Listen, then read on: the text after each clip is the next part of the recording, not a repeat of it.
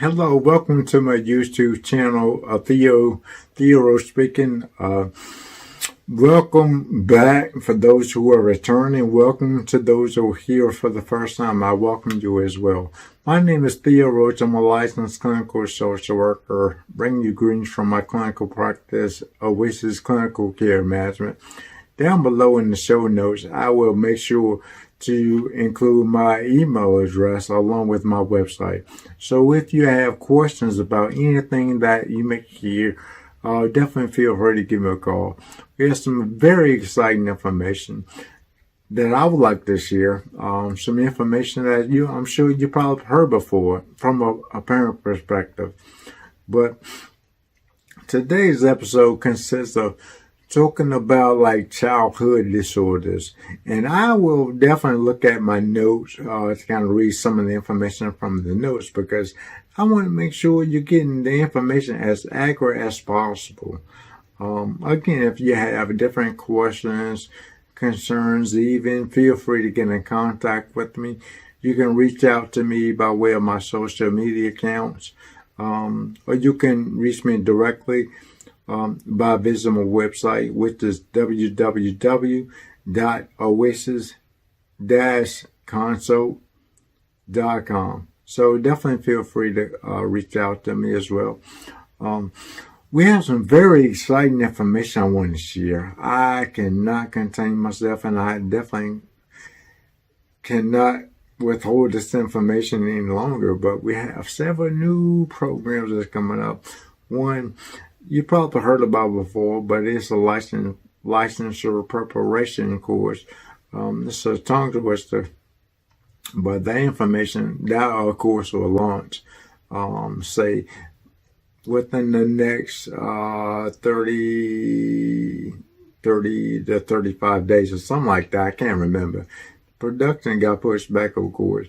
With all this madness going on, production got pushed back. But it will happen. We also have a licensure. Well, let me back up. We have a clinical consultation program that also would be launched as well. Sometime over the summer, like mid-June, I want to say. But that information I'm very excited about. We also have a new program that will probably launch sometime in mid-July, and that consists of online private practice or private practice marketing, how to increase your exposure. Just kind of look at different mechanisms that's critically important to private practice success. I've been in private practice for a while, so I can tell you what has worked for me. And I can tell you some things that you need to avoid as well. So definitely, I'm excited about those programs. We have different programs that will occur, online programs that is, in the fall. I'm very excited about those. From one, the men's group to a parenting group, just to name a couple. I'm very excited about those. I cannot contain myself. I'm extremely excited about it, and you will be as well. You will be very informed and very enlightened about those particular programs. But today, again, like I said before, I'll look down at my notes because I want to make sure you're getting accurate information. But today's episode is in regards to ADHD. No, I'm sorry. Today's episode is in regards to childhood disorders, right? We all, those of us who are parents, or kids that we're exposed to, you don't necessarily have to be a parent, but we all are exposed to kids at some point in our lives that, may behave a little differently, or we may be concerned about to some degree. But here are some things that definitely I will go over some of the different diagnoses that we typically see. I mean, there's some outliers, some things that we don't see on a regular basis, like reactive attachment disorder. We don't typically see a lot of that, and when we do, it's like kids who are like transient. They're in and out of foster care, in and out of group home settings, things like that. But They're not kids that we see on a regular basis, but some of the diagnoses we do see: ADHD, oppositional defiant disorder, conduct disorder, depression, anxiety, and kids who, it's not really a disorder, but kids who have who've been exposed to a lot of trauma. That's something that we deal with on a regular basis. So, it's something we definitely have to be abreast and aware of as it relates to being a mental health professional, a parent, a friend. It impacts us all, regardless of what capacity or what relationship we have with that particular individual. So it's something we need to be aware of.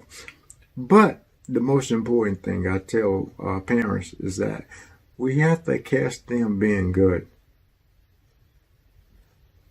Don't always harp on the negative or the things that, they get in trouble about. But we want to catch them being good. We want to catch them in the sense of doing things right, being a good friend, making good decisions, taking time out of the day to kind of, make good decisions, and do good deeds for someone else who may be in a very difficult situation. Those are things we really need to really reinforce the most, because we typically find ourselves, and even me as a parent, I'm always harping on what you need to do differently, or what you need to improve in. But I don't spend, and again, I'm personally speaking, I don't spend enough time talking about, you think I would as a therapist, you think I would do that, but I don't do it quite as much as I need to. But you want to catch them being good. You want to talk about and really reemphasize or reinforce the things that they do extremely well. Some of the childhood disorders that we'll talk briefly about is ADHD, conduct disorder, oppositional defiant, anxiety, and trauma, just like I mentioned before. But starting with the ADHD diagnosis, these are kids that we typically see on a regular basis. Some of the hallmarks of what you would see as a parent or even a teacher or anyone who is exposed to kids on a regular basis. But the things that you would observe the most, these are kids who are very distracted by outside stimuli. Their concentration is very impaired. They don't sleep very well, to be quite honest with you. And then too, some of the things that the ADHD kid really has a difficult time with is staying on task. But one thing I will say to those of you who are parents, or those of you who are teachers, those of you who are principals, those of you, regardless of what capacity you're working in, when you ask a kid to do something who really struggle with executive functioning issues, those kids who are ADHD, different things like that, you want to keep that list very small. I've seen instances where a kid is told, well, you need to do this, you need to do that, you need to do this, you need to do that. That list is so long. You think they can know or remember what are some of the things that's expected of them? Absolutely not. They won't remember. So keep that list very small. For those kids who are maintaining medication, definitely for ADHD, we're looking at some type of stimulant. I really won't say a lot about medication because that's way outside my scope of practice. I'm a licensed clinical social worker, not a medical doctor. I've worked in the medical model for a while, have some good insight about medications, but I can't prescribe. So definitely, I don't want to say a lot about the medication regimen for those particular individuals. The next diagnosis I want to spend some time talking about is the oppositional defiant disorder, the ODD. These are kids who they have a lack of regard for rules. They're very violent, can be very destructive. These are kids who are constantly being suspended. If we look at it from an academic perspective, these kids, they don't make good friends at all. Like I said, they could be very dangerous. These are kids who do bizarre things to animals even. So you want to be very careful about kids who may fall in that spectrum. Anxiety, kids who struggle with anxiety. These are the kids, man, I tell you what, they worry a lot. They worry about different things they probably shouldn't be worried about. Different things that, of course, it more so falls on the responsibility of the adult. Case in point, kids who worry about like adult things like how food is going to be placed on the table, how bills are going to be paid. They're constantly worrying. They can't really function because they worry so much. So that's definitely a difficult situation. Kids who experience trauma. These particular kids, they really apprehensive about going places, trusting people, or just doing things in general because they always have a recollection of the trauma they've had maybe some time ago. It may be recent or it may be remote. Who knows? So, definitely those kids, man, they walk on eggshells because, obviously they are very impacted about the trauma. As someone who's familiar with TFCBT, trauma-focused cognitive behavioral therapy, I asked a lot of my kids to keep a trauma journal. That particular journal, you definitely want to focus on and help them express their feelings and opinions and thoughts about their trauma experience. And you want to role play that, or you want to talk about that in therapy session. There's a lot of apps that I would highly recommend. What I recommend to my patients a lot is called a mood tracking app.